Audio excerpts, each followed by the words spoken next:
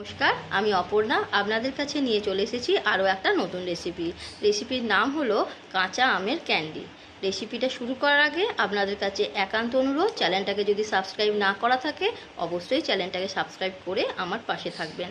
আর রেসিপিটা দেখে আপনারা বাড়িতে অবশ্যই বানাবেন, আর লাইক আর কমেন্ট করতে কিন্তু একদমই ভুলবেন না।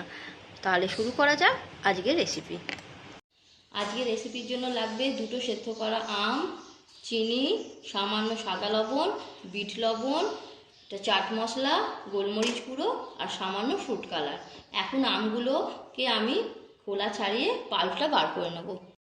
গ্যাসটা জ্বালিয়ে কড়াটাকে বসিয়ে দিয়েছি। 2টো আমের পাল্প এতটা বেরিয়েছে, আমি এই পুরো আমের পাল্পটা দিয়ে দেবো।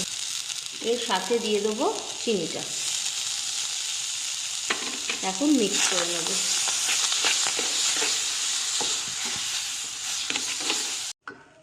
এখন দেব সাদা লবণ, আর দেব বিট লবণ 1 চামচ, আর দেব চাট মশলার গুঁড়ো,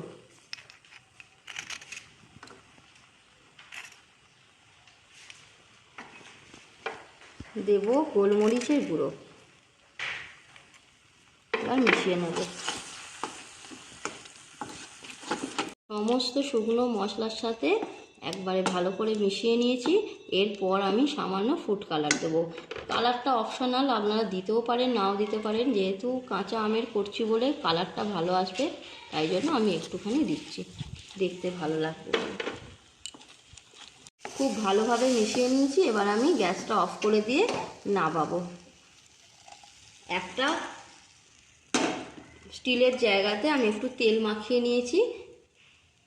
তেল মাখা প্লেটটার মধ্যে আমি এইটা দিয়ে দেব, বানিয়ে রাখা মিশ্রণটা। আমি ঢেলে নিয়েছি পুরো মিশ্রণটা তেল মাখানো প্লেটের ওপর। এখন আমি 2 দিন ভালো করে রোদ্দুরে শুকিয়ে নেব, তারপর আমি আপনাদের কাছে ফিরে আসছি। রোদ্দুরে ভালোভাবে শুকিয়ে নিয়েছি, একদম শুকিয়ে গেছে। দেখো পুরো এটা উঠে গেছে। এবার আমি ছোট ছোট পিস করে কেটে নেব।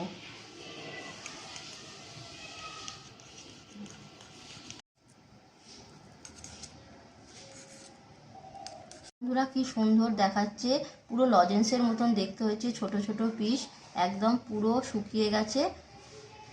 খেতেও খুব সুন্দর এটা হয়েছে। বন্ধুরা, কি সুন্দর দেখতে হয়েছে। ছোট ছোট করে পিস করে আমি লজেন্সের মতন করে কেটে নিয়েছি। এত সুন্দর খেতে হয়েছে, বাচ্চা বড় প্রত্যেকের কারোরই একটা করে খেয়ে মন পোষাবে না, মনে হবে যেন সবগুলোই খেয়ে নিই।